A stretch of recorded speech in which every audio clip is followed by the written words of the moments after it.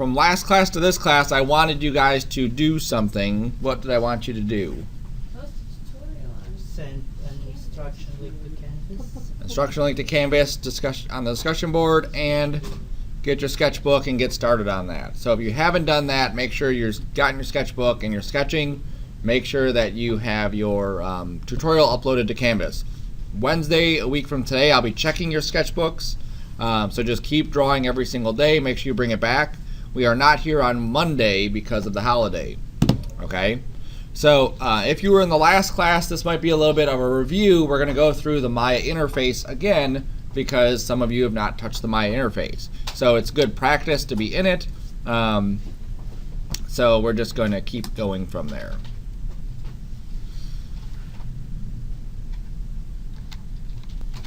All right, so we have to set up some stuff anyway. So I'm just going to close my Maya. If your computer is up already, you're fine. If it's not up, then close it out or turn it on.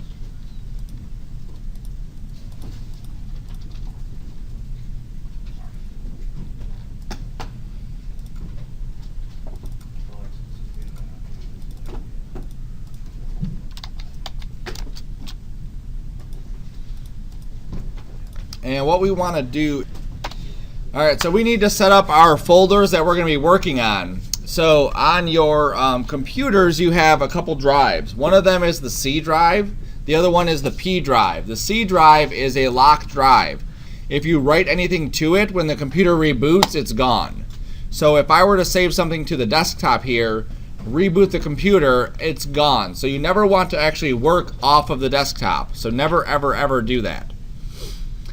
Anything we do, we want to write it to the P drive. So I'm going to go to the P drive, and I'm going to make a brand new folder in there, and I'm going to label it specific. So I'm going to put Sarcona 2540 underscore W17. So put your last name underscore 2540 underscore W17. That's a good way to help keep organized with all of your files. That way, in case you lose something, which already happened today, you could search for your name and find your name so you know where your files are. Or if you're looking for the class stuff, you can search for the class and find your stuff that way also. Okay.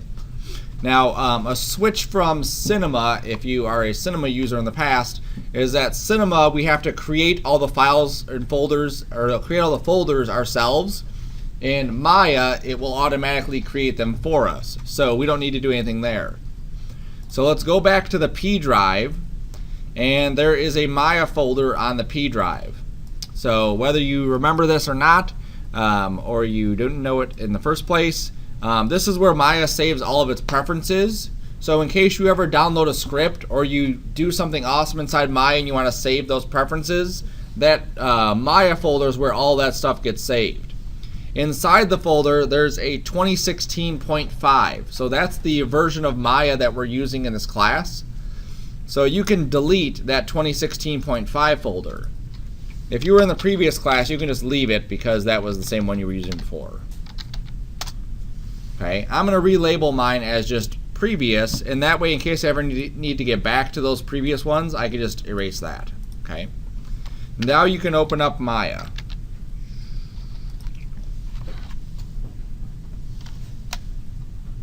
Okay, and every time you open up Maya, it'll ask you, do you want to copy old preferences? Do you want to use new ones? Or it may ask you, depending on if there are old preferences to copy. Now we are using extension 2, so over the break or over this weekend, it's a good idea to go to Google, there it is, and go to Autodesk Maya. I typed in Maya twice. 2016 extension 2. And then student. And the top link should take you right there. So that way you can go ahead and register, create an account, download Maya extension 2, install it. Make sure that if you have a station at home, it installs, that it does work. If it doesn't, then you'll have an idea of, I need to get the labs to do my work. Okay? So that's the one we're going to be using. Now we'll also be using, for rendering, we'll be using RenderMan for Maya non-commercial. Okay, so you can go ahead and download this too. This is a free download.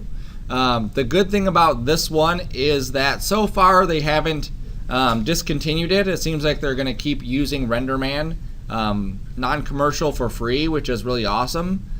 Mental Ray, which is a renderer we used to use, is now a pay product. So if we had it at the school, you'd have to pay to get it at home. Arnold, which is in the next version of Maya 2017, it's free, but it's watermarked if you do an animation, so that sucks too. So this one is the freest one that's out there, so we're going to download this one. Okay, so you can download it and run it. The one at the school is an older version. It's the last version.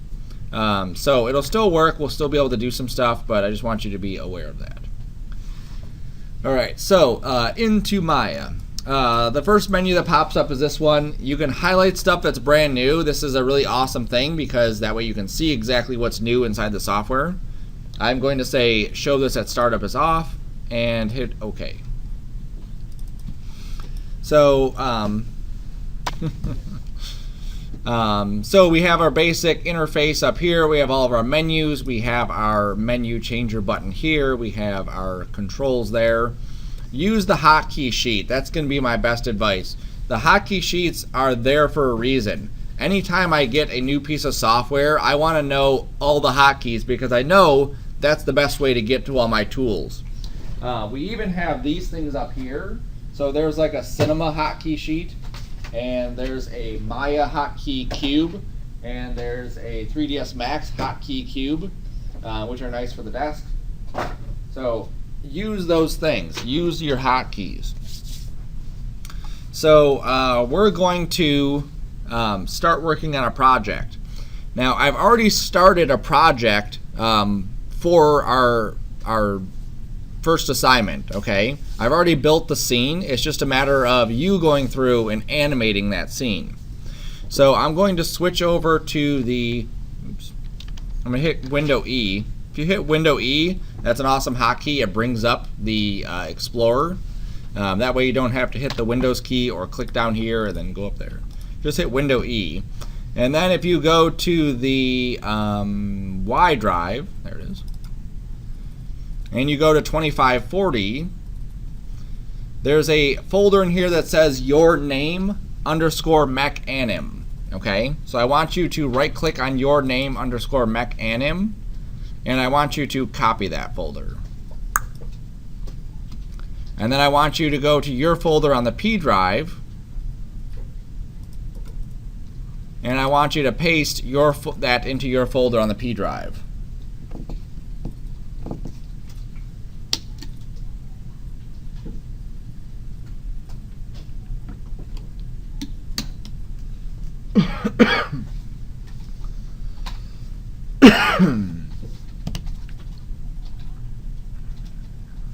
That's taking a lot longer than I expected. Alright, so what this assignment is, it's a project that I created just as a nice little introduction warm-up to animation. It basically gives us a nuts and bolts kind of thing of what we're going to get into without having to go crazy with a whole bunch of different things. Animation can be very disorganized because there's so much stuff in the scene, there's so many things going on. So you have to make sure you're keeping track of all of these things. And the more organized you are in your scene, the easier your animations are going to be. Alright, so once this is done copying, obviously you're going to take the your name part and you're going to erase it, and you're going to put your actual last name in that spot. Okay? There we go. So now I can erase the your name part, and I will put Sarcona in that spot.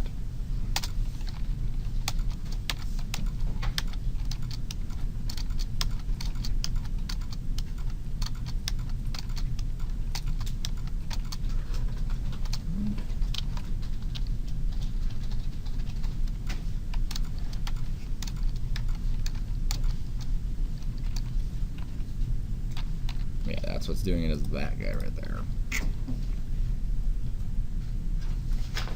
Cool. Okay, once that's done copying, then you can just close that folder. And then what we need to do is we need to tell Maya that we're working on that project. Right now it doesn't know what we're working on. We have the default preferences on here. So the default preferences are basically linked to the last project, or the default project inside of Maya. So what I need to do is go under File inside Maya and say Set Project. Okay, so it's done copying. I need to go to File, Set Project, and then tell Maya what project it is I'm working on. So I'm going to locate my project on the P drive, 2540, and then I just click on the name Sarcona_Mechanim and then say Set. Okay, now what that does is in Maya it just says, oh, you're working on this mech animation? Cool. I'll make sure that I know all those folders so that when we go to open, what should happen is it should list all of the stuff that's in there. So I'm going to hit Control O to open up my scene, and I should get right here the mech animation. So you're going to open up the start one and just ignore the other two. The other two I forgot to delete. You don't need those. So go open up the start animation. Yep, that's right. Okay, so this is the start of this scene, and what it is this little mech animation thing that we'll do. Now this is the, I'll show you what it's gonna look like, kinda sorta. Yep, that's it. That's it. And this, and this, and this, and this. Okay, so this is kind of what it's gonna look like when it's done. There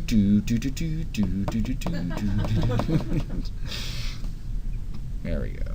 Now ignore the floating rings. That was there was some sort of glitch in this version of Maya when I rendered it, where it offset this stuff. The new file that you have will fix all of that, so we don't have to worry about that. And then obviously it didn't render all the way, so it'll look kind of like that, but it'll have other stuff. Okay, so the idea is that we want to animate this. Now if you look, you can actually click on each one of these pieces, and that is strictly for texturing purposes. We don't want to actually animate any of those pieces directly. You see the circles that are inside the scene? Those circles are the ones that are controlling all the other stuff. So the circles are what we want to use to animate this scene. So I'm going to go to Window, and I'm going to go to Outliner. And under a Window Outliner, it'll bring up all of the stuff that's inside the scene. So if you look, there's a bunch of controls. There's Control 1 all the way through Control 9. And each one of these things controls a different part of this mechanical animation thing. Okay? So think of this like a remote control. Each one of these things has different buttons that will control different things on my mech thing. So if I go to control number 9, which is where I'm at, you'll see that the stairs that are out here have a number 9 right next to it. If I click and drag on that number 9, you'll see the stairs disappear. Okay? I went back to 0, the stairs disappear.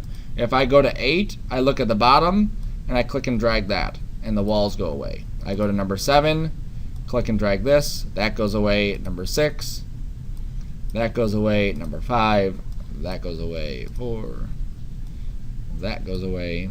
And there's also a cone visibility, and a tower around, and a tower up. And if I go to number 3, there's a tower up, and a tower around, and a number 2, and a number 1. Okay? So that basically, when I go through each one of those and I zero out all that stuff, the thing gets back to a default pose. So take a minute and go through each one of those items and reset all of those controls back to 0. Alright, so now what we want to do is we want to animate each one of these things coming onto the screen.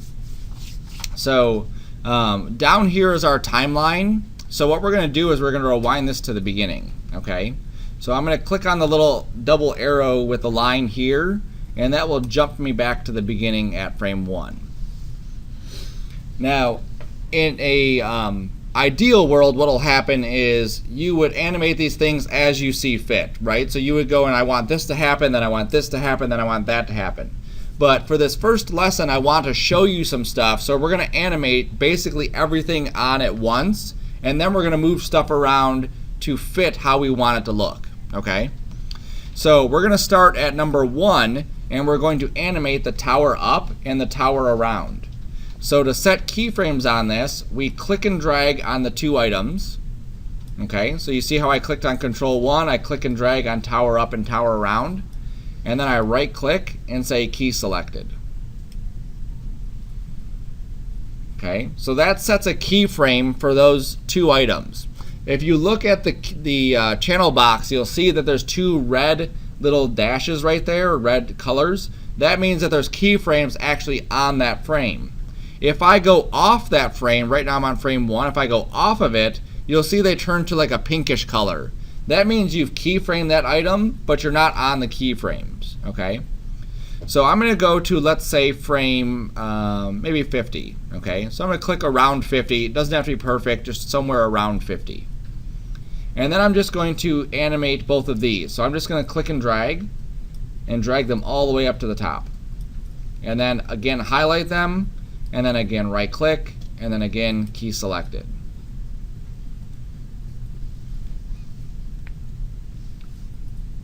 Okay. You can hit continue, Kendra. It's because you have autosave on. Alright, so now what that should do is it should animate that item. So we were at frame 1, we set both values to 0 and we keyed it. We went to frame 50, we set both values to 10 and we keyed it. So now if we click and drag between them, we should see that building kind of growing. Now it may be difficult to actually see this thing because it's basically like a gray on gray. So if you turn on screen space ambient occlusion, see this little ball right here with the blue shadow underneath it? Right there. If you click on that, then you'll be able to see it a little bit better. You could also turn on a wireframe, which is right here. I don't think I like wireframe. I'll put that off. Just to leave my screen space ambient occlusion on. There you go. Okay. So now we can see this tower basically being built. Now each one of these controls, one of them is the up, so one of them is the tower scaling upwards basically. The other one is the tower wrapping around. So that's why they're both in sync like that. Cool. Okay. So now let's go to number 2 and do the same thing. We'll highlight both of these. We'll right click at the beginning and key selected. Okay. So we highlighted both of those, right clicked, key selected.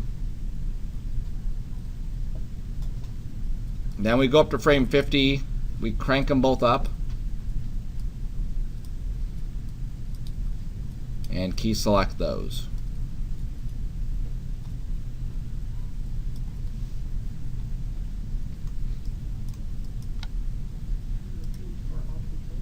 What was that?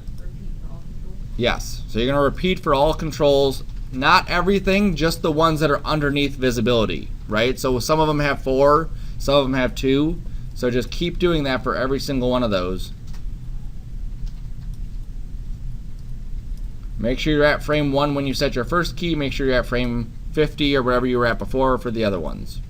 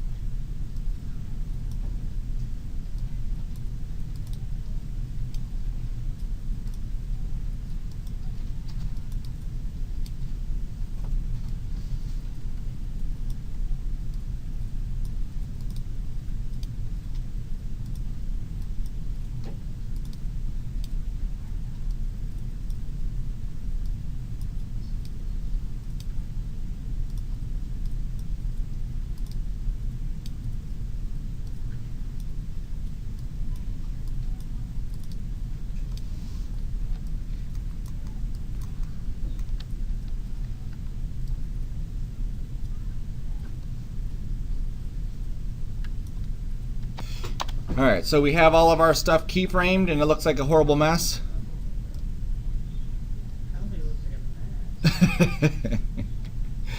There's like so much stuff happening at once. It's just, oh my god, what's going on? Okay. So what we need to do is start timing the stuff out better.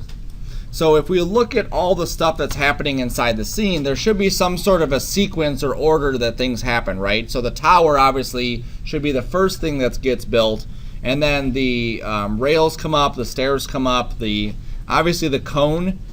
You can see the stairs are kind of like floating here because they're not supposed to be visible yet, right? So all that stuff should be happening obviously after the tower. So what we're going to do is we want to basically look at all of our keyframes and then just start offsetting stuff and lining it up to where it should be. So if we highlight all of our controls, and you can just use shift, you can use a control click and drag right down the side, okay? And we're going to go under Window, Animation Editors, and go to what's called the Dopesheet.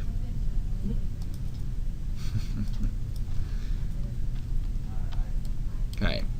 So what the Dopesheet does is it takes all those controls and whatever is keyframed, it lists it. So if you hit, well, F's not going to work. Is there a frame all? Yeah. If you go to View, Frame All, it'll frame all the stuff so you can see it. So it's showing here, if I click on Control 1, 2, 3, 4, 5, 6, 7, 8, 9, it's showing those keyframes. And you can tell that I did a really good job at lining up the first keyframe and the last keyframe because they're both in perfect sync. Had I not lined one of those up right at 50, it might look like that or something. And it's literally as easy as just moving these keyframes back into alignment if we need to, and it automatically adjusts all that stuff.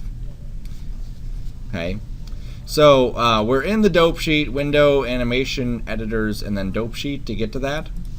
And then I want to start offsetting things. So the way that I organized all this stuff was actually number 1 should be the first thing to happen, and then number 2, and then number 3, and then 4, and then so on. Okay, so what I'm going to do is I'm going to click on 2 and shift click on 9. And I'm going to make sure that I'm in the Move tool. So you remember what the Move tool is? W, okay? And all I have to do is just middle click and drag, and I'm going to drag it past the last keyframe. Okay, just so it's out of the way of it.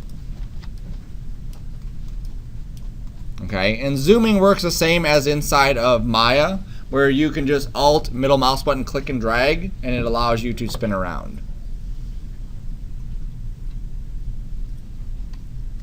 Okay, so then what I want to do is I have this is the hard part. I have a second screen, but obviously you can't see the second screen, so I'm just going to shrink this down some and scoot that over. I just want to screen manage the stuff so I can see this Dopesheet and I can see my work inside the screen. Alright, so what I want to do is I want to have my view set up so that over here I can actually look at the scene, and then over here I want to look at my Dopesheet. Now at home what I would do is I would have my Dopesheet on this monitor so that it's huge, and then I would have my Maya scene on this monitor so that I can see everything that's happening. I can't do that here, so you guys need to be able to see it. So I'm going to click and drag inside this timeline, and I'm basically going to wait until it's about here, because I know that about here is when that first band is supposed to come through. Okay, there's a little band that's going to wrap around. That's number 2. I think it's about there. So I'm going to go grab number 2 now. And all I have to do is click on it, and then I middle drag this back in. And as I start middle dragging it, you can see how I'm offsetting that animation. I'm just moving it over. So I go here, and I'm just going to double check. So it starts here. Oop, that middle band is starting just a little bit too soon. Let's pull it back some. Put it there. Alright, there it goes. Okay. Then I'll do the same thing for band number 3. I'll squeeze that in. Alright, these other bands gotta get out of here. Get out of here, guys. I can't move my keyframe. Make sure you have the Move tool selected, so you may have to hit W or click here to get to the Move tool. I have. You're welcome. So now it's just a matter of moving all these things around until it lines up correctly.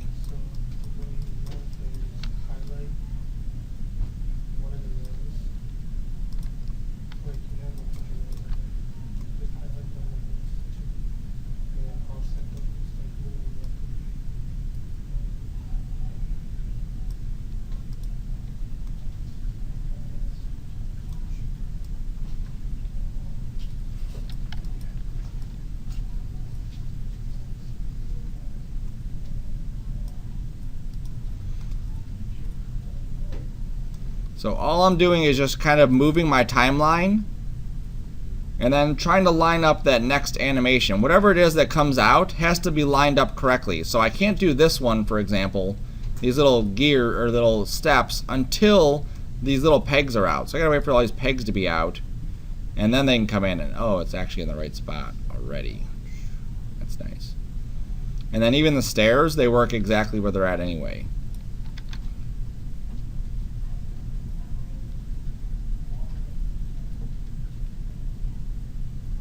I don't really like where that's happening.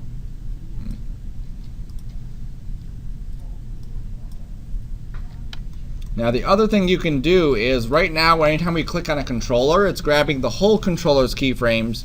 You can hit the little plus sign next to it. Oops. And you can grab the individual ones. No, that's not number 9. Rolls up, rolls out.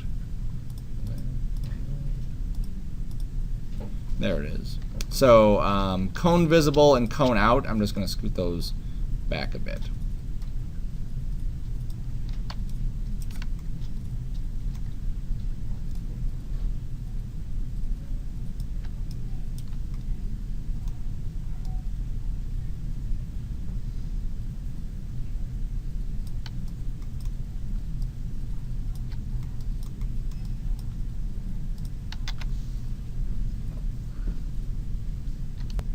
You're just going to right click in your timeline and change your playback speed to real time. So inside of our viewport, we're getting a certain playback rate, okay? Depending on what's in our scene, if we have Lord of the Rings playing in our scene, it's not going to play back as fast as this is going to play back, okay? When we were, before we changed it, we were at play every frame, and it was going immensely quick. Okay, so this is an indicator that our scene is actually really light and it plays back at more than real time, so we shouldn't have a problem. But it's always good to actually test the stuff out to see what frame rate we're actually getting or how accurate this is. So what I want you to do is you're going to right click in your timeline and go to the Playblast option box. Okay, so right click in your timeline and go to the Playblast option box. And on that option box, that's this little box on the far right here. If you didn't click that, just close the window that pops up and then you can change it again. Okay? Or you can hit escape and then close the window and then right click again and go to Playblast option box. Okay? So we're going to say show ornaments off. We don't need to see the ornament, which is like the extra stuff that's in the scene. We don't want this as an AVI, we want this as an image. And we want this as a Maya image. Okay, so go under Format Image, go to Encoding, set that to Maya. And then from the scale, set that to 1. Okay, and then you can hit Playblast.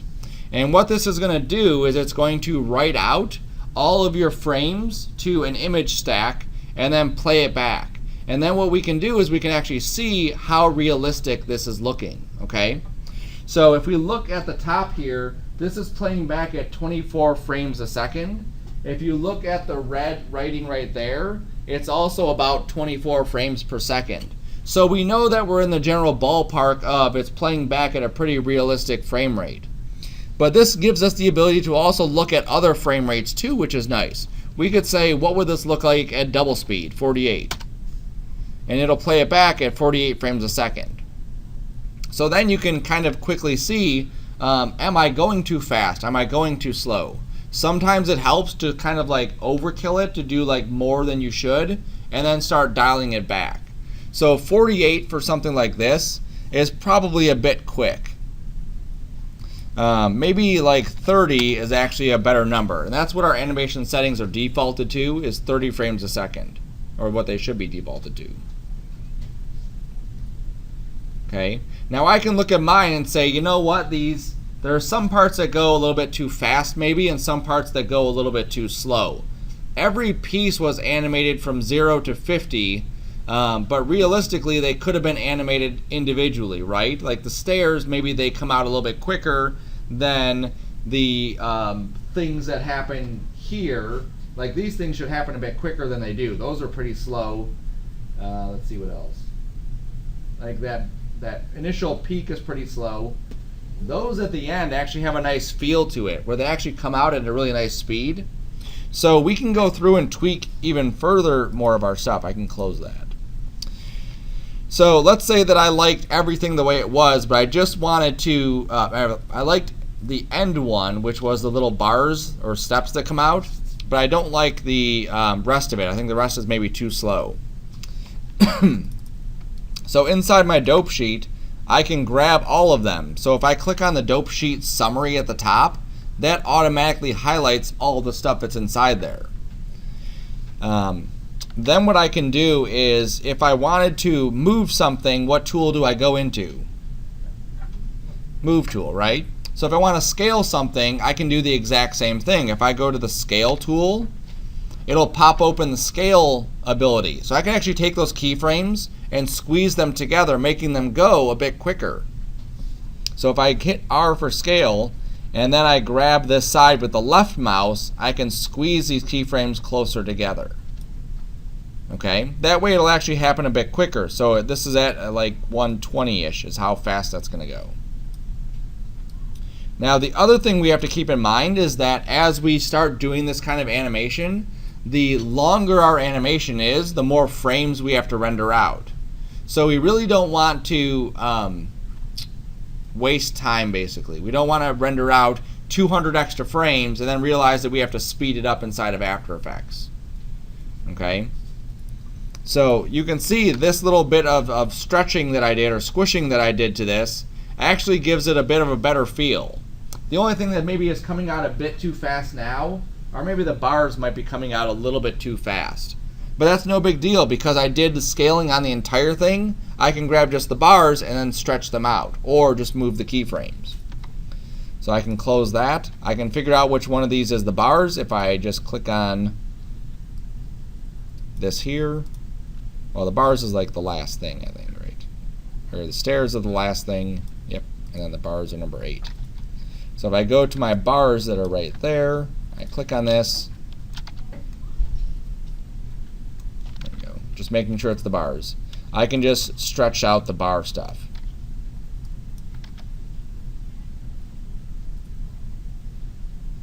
There we go. So now it feels a little bit more like synced together. And again, I could go through each one of these and sync each one of these and tweak each one of these just so they have a better feel to them all together. Now if I start tweaking one of them though, I'm going to have to go through and tweak other ones, because again, they're all kind of reliant on each other. And if I move the position of, let's say, this first one, well, I'm going to have to move the position of all of them. But I think I'm fine with that, because I want this to kind of have a little bit more of an impact. It's going a little bit too slow for me still. Right there, I'm just going to scoot this over. And then I'm going to go to number 4, do the same thing, right? So this is where that hits the top. Pull that in.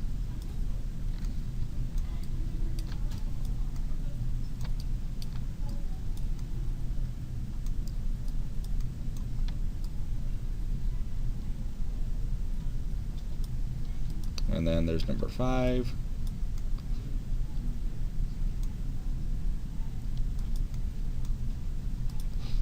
Number 6.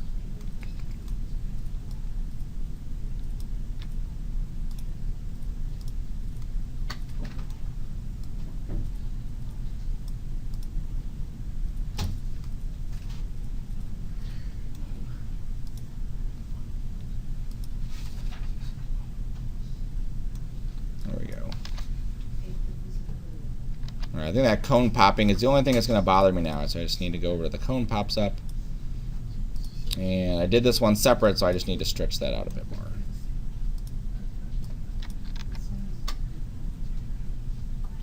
Cool. All right, so now let's Playblast that. And especially as beginner animators, it's always a good idea to go through and actually start doing these things where you do take it to these extremes and you do play with these a little bit further than just accepting what your first go was. Typically, if you're working on like a Pixar animation, it takes them an entire week to get 7 seconds of animation done. Okay? So don't be flustered by it, don't be discouraged by it. It is the process. And the more you do it, the better your eye will get at how fast something should go, and the more likely you are to create a better animation because you become a little bit more picky about it. All right? So all those little tweaks I did, they only took me a few seconds to do, but you can see the results are a bit better than I previously had. This is supposed to be at 30. I could have maybe a little bit more flow right here where it seems like it stops and then these come out. I think that should probably come out a little bit sooner. Like right there, those should already be out. I feel like it's stopping a little bit. So I'm going to be a little bit picky. I'm going to go back in here. I'm going to see what it is that I need to tweak. Roll out. No, it's number 5. Yep. So I'm going to pull number 5 back in a little bit more so that right here, those walls are already coming out. Yep. Walls are coming out, and then number 6 should come out also right close to that. And that means number 7 is going to come out pretty close to that, and so on.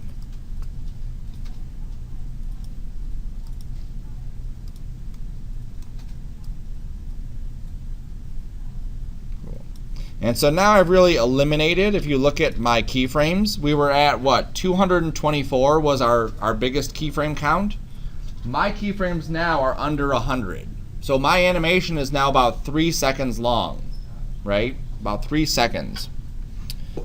Consider, like I said before, your render time. Just to get a preview, if I hit the render button on this, I don't know what my settings are currently set to, but we'll just see how long this takes.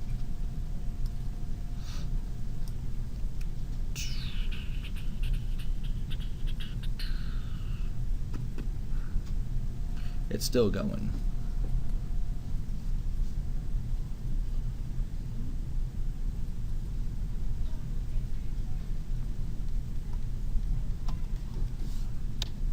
All right, so that took about 45 seconds, and I'm not even zoomed in. I don't have lights in the scene, and I don't have textures in the scene.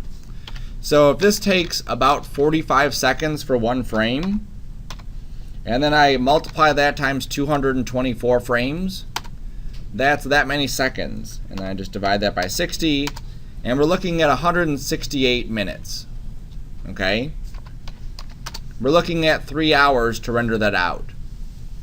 All right? So that's a long time to render something out when you don't need it. Okay? Also consider that your demo reel is going to basically have clippets of stuff. You're not going to have like the entire 3 or 4 or 10 seconds of your animation in there. So you really want to be short and sweet and to the point. So mine would take about an hour. That's it. Okay? So by an hour, I'd be able to have my rendering done. I'd actually be able to have 3 renderings done by the time your rendering is still going. Okay? So you always want to be mindful of how long stuff is taking, or how long animation should take, and try to get it to be exactly what you need. Alright, so I think I'm happy with the way that looks. Okay, now I also want to keep in mind my framing. So right now, this side looks pretty ugly. I wouldn't want to show this side. I would want to stick to this side because that's kind of like the better looking side, because everything originates from the other area, and I don't really want to show that. Okay, even this thing, this little wheel kind of pops in. So as I time my cameras and I time my movements, I want to make sure that I'm lined up so it gives it good presentation.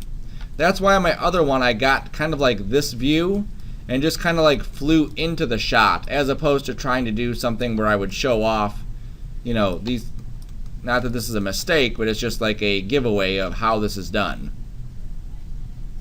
Right? Where these things just kind of like show up for no reason at all. Okay. So now what we're going to do is we're going to set up a camera. Now you can tweak these animations right up until you're ready to render. So don't be discouraged if, you know, you're not fully set yet. I just want to get to the next part so you can see the next part. So we're going to be setting up a camera for this. So we're going to go to Panels, Perspective, and create a brand new camera. Okay, Panels, Perspective, and then create a new camera. Now what this does is it creates a brand new camera right where we were at with the other camera. I'm going to go over here to the channel box and I'm going to rename this to be Render Cam. Okay, so just give this a name up here, Render Cam, that way you know exactly what it's supposed to be called. You know which camera is the one we're going to be rendering with. I'm also going to come down here and change my focal length. So your focal length is basically like your zoom on your camera. If you've ever seen any sporting events, the guys on the field usually have these huge cameras, or these tiny cameras with these huge lenses. So that's what the focal length is like a 200 millimeter lens, so they can get right up on the people. So for something like this, maybe I'll, I don't know, let's try just like a 60. I just want this to look bigger than it is, right? So if I go 60, you can see this definitely looks huge. If I go 120, this looks like really enormous, but it really flattens it out. I don't really have a whole lot of perspective when I go to 120. If I go the opposite way of 35, like to 10, you can see that as I get in here, I have a lot more perspective. So this actually feels a lot bigger of a scene when I go to something less than 35. If I go to something like 2, it's actually a bit too ridiculous though, because everything starts stretching. Okay, so there is like a good number that you want to have there where it doesn't look like you're on MTV. So 10 is usually like a good number to go with, or 15. Okay, there's a little bit of fisheye to it, but not to the point where it's like too much. Okay, so we went up to panels, we went to perspective, we made a new camera, we gave it a name, Render Cam. We came down here to the focal length and we set it to 10. Every time you create a camera, those are the 3 things that you should be always doing. Create a camera, give it a name, and then adjust your focal length accordingly. Sometimes you want to have more of a bigger focal length, sometimes you want a smaller one. So in this case, you wanted a smaller one. The next thing we want to do is check our framing. So our camera right now, if you look at the screen, it's really wide. Okay, if this was a video, 1280 by 720 video, this is like way too wide for that proportion. So I'm going to click on this little blue circle underneath Show. And what this does is it shows me the actual proportions. And you can see that this area here would not actually render. Okay, just what's inside that center area will render. So that's where I need to make sure I'm focused at. So now what I want to do is the same way that I set up keyframes for my other stuff, I'm going to set up a keyframe for the camera. So I know that my animation goes to about actually like frame 90-ish or so. I'm going to go to frame 100. So I'm going to rewind this to frame, actually I'm going to go to frame 100 and do this backwards. And I'm going to frame this how I want this to look. So maybe something like this, like that, might be my end shot. Okay, so that's what I'm looking at, is what does my end shot look like in my camera. So I just kind of position it. I'm looking at the spacing here, I'm looking at the spacing there. It's very easy to kind of ignore this stuff, and then when you get into After Effects, you're like, oh geez, there's like a whole lot of space here and there's nothing there, and it feels like it's maybe too tight. You know, even exaggerating it more, you're like over there, right? So I want to look at the spacing of my entire scene. I want to look at my proportions. I want to look at, you know, just kind of like the overall cinematography of it. You know, that might even be a cool shot at the end. There we go. Okay. So once I have my camera shot lined up at the end, once my ticker is at the end frame where I want it to be, I need to set keyframes on my translates and rotates for the camera. So I just right click and say key selected right on those. Okay. Then I go back to frame 0, and then I just reset where I want my camera to be. So maybe like back here is where I'll start it. And then I can hit play and see what that animation's looking like.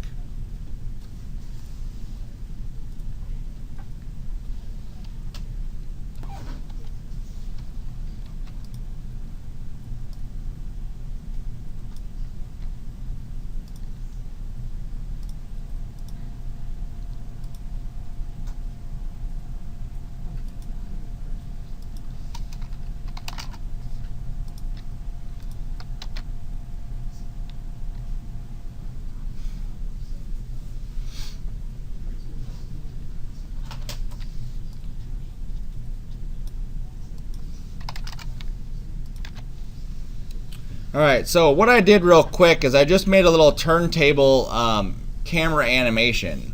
And I wanted to do this just to kind of illustrate a point. There are certain things that the default camera keyframes will do that make it look pretty horrible, right? So if you look at it, do you see anything that's kind of weird about this camera move? Well, aside from getting dizzy, you can see those roller things come out of nowhere. Mm-hmm. Ignore that for a second. Just look at the camera movement. It's just on rails. Right. It's on rails, and what's happening is we're actually feeling the stop point, right? So if this is a full turntable, I want to not see this thing stopping, and that's what happens. Right. It speeds up and it slows down. So that's what our camera is doing too. Now, in one piece, it works great, right? So if we had one piece and it was a standalone piece and we wanted to show that, it works great. But eventually, we want to maybe put this in our demo reel or portfolio or something, and we would have it with a collection of other stuff. It's kind of like if you ever watched a movie, all the different camera cuts they don't have a ease in, ease out of every single camera move. That would just drive you crazy. So what we do is we want to linearize every camera move, okay? So I'm going to go to my camera again. There we go. And I'm going to go to select the camera. So if you accidentally deselect your camera, you can click this little camera select button right here. Or you can use your outliner and grab it from the bottom. And then you can go under animation editors, and then now we're going to go to the graph editor. Okay, so window, animation editors, graph editor, and then we're going to hit F. Okay, so we've animated our camera. We know that it's going to do an ease in, ease out. It's like slowing down at the beginning and slowing down at the end, or however you want to look at it. We want to make it linear, so it's just like boom, it's going, like we're catching it in mid-flight. So I'm going to grab all the keyframes inside here and just click this linear button. Okay, so that linear button should take care of that. So we no longer have that stopping that we would get otherwise. So now if I were to rewind this and hit play, you can see it feels a little bit better because it feels like we're catching this thing in the middle of a motion. And if this was something we were going to use in a portfolio or a demo reel, it would already be set up. Okay, this area right here, we could just cut it right here and not lose any of the motion of our scene. Before, what would happen is it would slow down. Then we jump to another camera that has the same kind of thing, where it gradually picks up speed and then does its thing and then gradually slows down again. Then we jump to another camera that does the exact same thing. Okay, so I like to have these because it really allows us freedom to animate it inside of a portfolio without kind of ruining it. Cool. Awesome. All right, so now what we can do is start to add a little bit of texturing and lighting to this, okay? So, so one of the issues that people always have is that they have a certain style that they like. I like bright colors and rainbow vomit. Doesn't mean that anyone else is gonna like that, and you should never put that stuff inside of your color scheme, okay? You wanna pick colors that are pleasing, all right? So there's certain ways that I pick colors.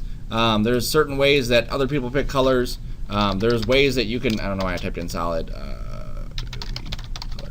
There's other resources available for you to go out there and find colors that kind of work together.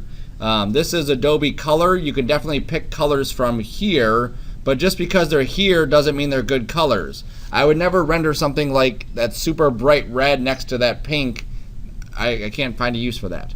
But what I would do is maybe find something over here and maybe, you know, something like that that has a good pastel-y kind of color to it to give it a better feel, right? So I could play with all of these kinds of things. I'll show you how I pick my colors, but just be aware of what colors you pick. Don't go overboard. Don't just pick random colors. Pick colors that actually have some sort of connection to them. The other thing you can do that I think is helpful is if you find a good image online.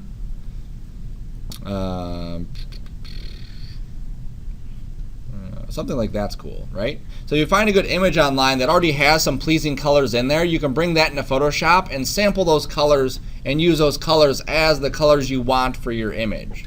Okay, so yeah, there's lots of stuff. There used to be a book. I found it one time at Borders or something. If you guys even know what Borders is, it was a bookstore. But it was like they would go through movies and they would show like here's a scene from a movie and then here's the color scheme that they would use for that movie. It was pretty interesting. So they would have like the Matrix and they would say in this scene they used mostly greens and browns and they would show, you know, all the greens and browns. It's pretty awesome. Because they color test it, don't they? I think Disney and all of like the art books I get, they have like the color testing page where they just put all the scenes together and see if they look good. Right. And you have to do that because there's a lot more involved in color than just like I like blue and picking blue. Oh, that guy was vomiting a rainbow. It was awesome. Okay. So now we can do lighting first or we can do texturing first. If we do lighting first, we're going to have to come back and tweak it. If we do texturing first, we're going to have to come back and tweak it. Either way, we have to tweak what we do first. The advantage of doing your lighting first is that when you hit the render button, it goes a bit quicker than if you were to texture stuff and then light it, okay? So we're going to do the lighting stuff first. So we're going to load up RenderMan on these computers. So under Window, if it's not already loaded, you would see it. Settings and Preferences, Plugin Manager. Okay, so Window, Settings, Preferences, Plugin Manager, and then scrolling all the way down until we start getting the breakups, these little things here. One of them will be called RenderMan Studio. So we're going to click on the Loaded for RenderMan for Maya.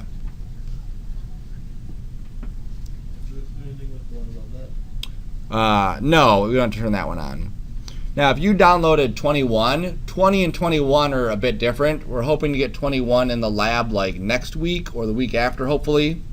It's much simpler interface and it has a bit more options too. So hopefully we'll get that. You can actually work between the two versions because they've kept the stuff.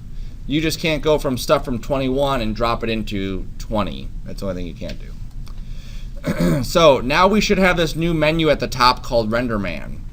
Everyone's cool so far? Has a RenderMan menu? No, how do you get to the plugin menu again? Window, Okay. Settings, Preferences, and then Plugin Manager.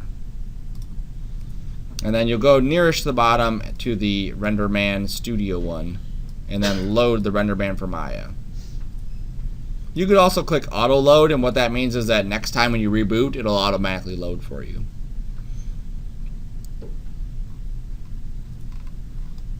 Okay, so now what we can do is under the RenderMan menu, I'm going to go to the RMS lights, and I'm going to make a standard area light. Okay, Now if I move that area light out, I can't actually see it. There's something in RenderMan 20 that doesn't allow you to see the lights until you change this thing. So see where it says renderer? I'm just going to change that to the legacy, and then I can actually see the light, but all my other stuff goes away, which is fine because I'm done looking at it.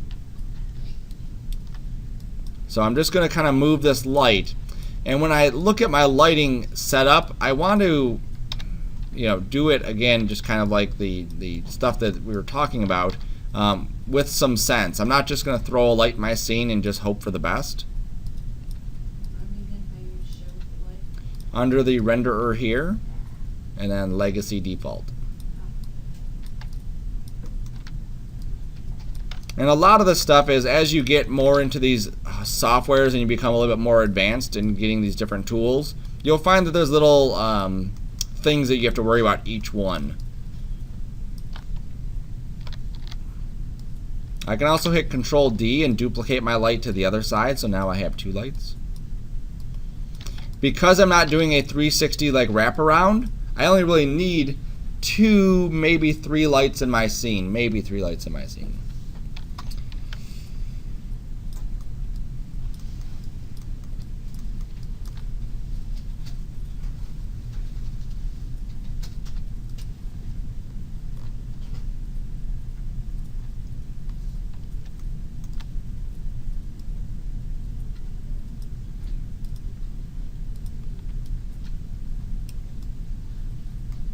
And then once you're done, you can click the little clapper up here. It's not going to be like perfect. Like mine looks pretty horrible right now. But you can click the little clapper and it'll show you what your rendering looks like. And right now mine looks like way too dull. Like it looks pretty horrible. So I'm just going to crank up the intensity of my lights.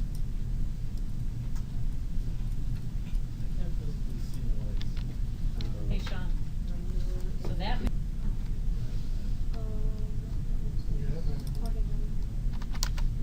Yeah, but it doesn't show up up here for some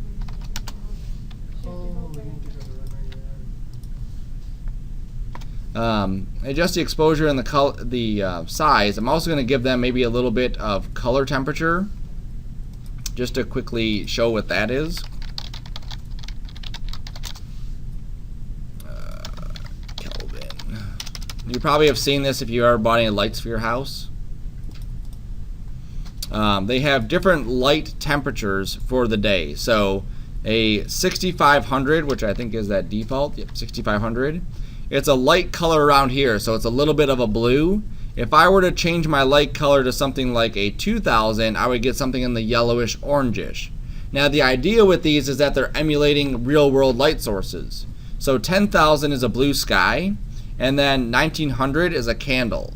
So if I'm trying to emulate a candle's light, I could simply type in 1900 and it would give me something that's very close. If I'm trying to do a halogen or an incandescent, I could use something around here, right? So if I just go to 6,000, actually 6,500 should be fine. Yeah, so 6,500, I'm just going to say enable temperature on that one and this one. And then what I'm going to get is something that looks a little bit more interesting because the colors are a bit cooler.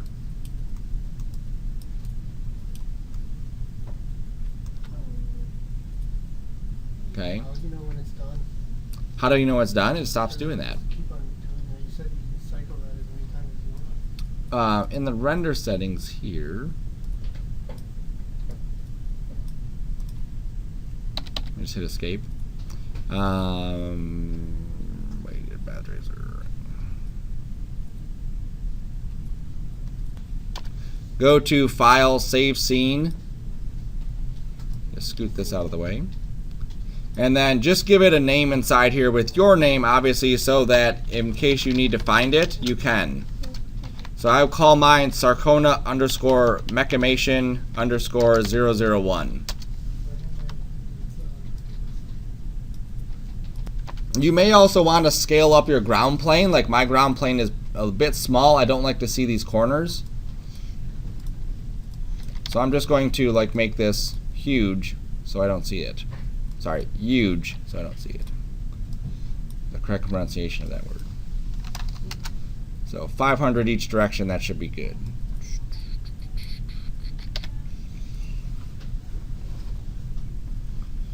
There we go.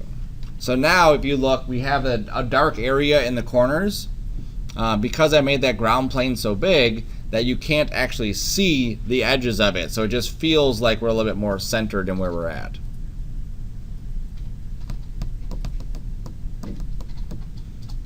Okay, so by now you should have your animation, you have a camera in there, you have a light in there. You can keep tweaking each one of these things, but I just want, again, just to go and go through that process of how to do each one of these. All right, so I'm going to close that, discard, sure. And then we can go through and assign materials. Now again, we want to assign stuff that makes sense to it, but also is readable, okay? So you can pick nice colors, like I can assign a nice little soft yellow to the entire thing, but that solid drawing aspect of being able to see this stuff may not come through. We may not be able to actually see all the detail in here if everything is one solid color. So just again, kind of a inspiration board type thing, castles.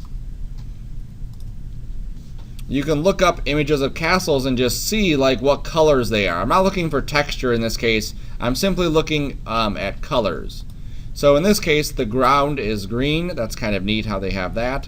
Oh, this one's neat how the caps are blue. So I could do obviously a blue cap on top of my castle, white pillars, green grass, and maybe some brown areas. So something like this could work too. So if I jump back here, I'm going to grab the caps of this. Under Render Man, I'm just going to pick a material that is going to fit this. So in this case, I think plastic would be an okay one. The Pixar Disney one is like a catch-all, so you could use that too. I think I'm just going to use the regular plastic. Okay. And if I assign that regular plastic, I hit Control A, and then I can give it a color. So I said I was going to do like the greenish bluish caps, so I'll click on my color swatch and pick something like that. Now there is a highlight on here, so if I scroll down to specular, I can take the roughness up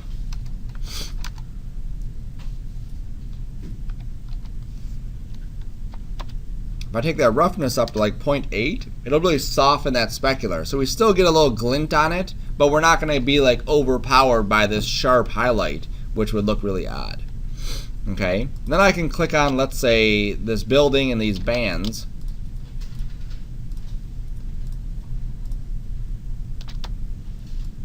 And then I can assign, RenderMan, RMS. I'll assign another plastic to this. Give it a color. I'm going to use this default blue, or this blue that I just picked for the top. And I'm just going to slide my hue over to like a brownish color, and then just desaturate it. Okay, so it's not going to be like a white, it'll be just kind of like a desaturated. And then these guys here, if I click on one and hit the up arrow, it grabs all of them. So that'll be just a time saver. And then I'll go to my plastic. I'll click on this, slide it over here. Darker values there. These little steps on the bottom, if I can grab one of them. I may have to zoom in. Oopsie. There you go. And for this, I have to hit the toppest one, that guy here, and this guy here. Do the same thing, pick out a plastic.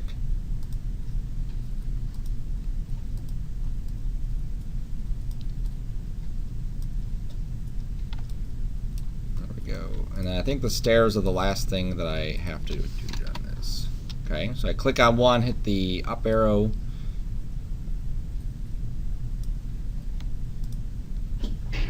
Bless you.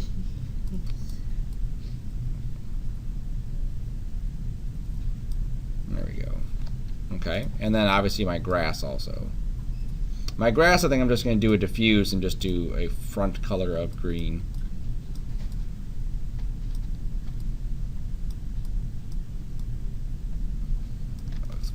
Okay, So I obviously need to go through two. I did not do. Where's my specular? There he is. And I just realized I was changing my specular color, not my actual color. So I'm just going to go here and eyedrop that. There we go. And then I'm going to take my roughness to 0.8 on all of these. That way they're all nice and soft. And this will just go back to like white. So I'll go to this. And I did the same thing here. I picked the wrong color. Your diffuse is like the actual color of it. The specular is just the color of the highlight. So I'll put my roughness to 0.8 on that as well. I drop this one.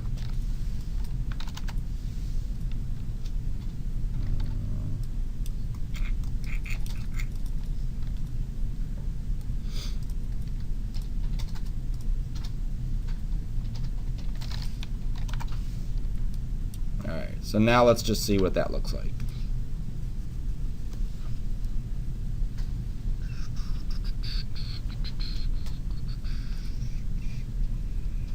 So I think I missed those walls. Let me see. Discard that. Click this. Oops, yep, I didn't assign anything to those walls there.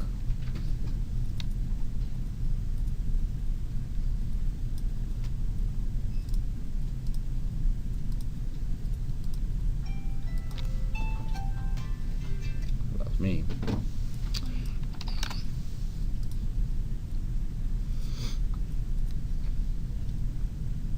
There we go. So I'd work on those colors some more. I'm not really happy with the way those turned out. How do you go back into the material to change it? You just click on any one of those pieces, and then you go all the way to the right until you get back to that plastic. It's not showing any other tabs for that object. So under your render settings, if you look at the color that I picked here, that's not my render setting. Let's render this again. There you go. So this color that's here does not really look like the color that I chose. And what's happening is RenderMan's trying to color correct my stuff for me, and I have to tell it not to do that. So under my render settings, which is the little gear at the top, come on, under features, I have to turn off linearizing colors. So now when I render it, I should get something that represents my color choices a bit better.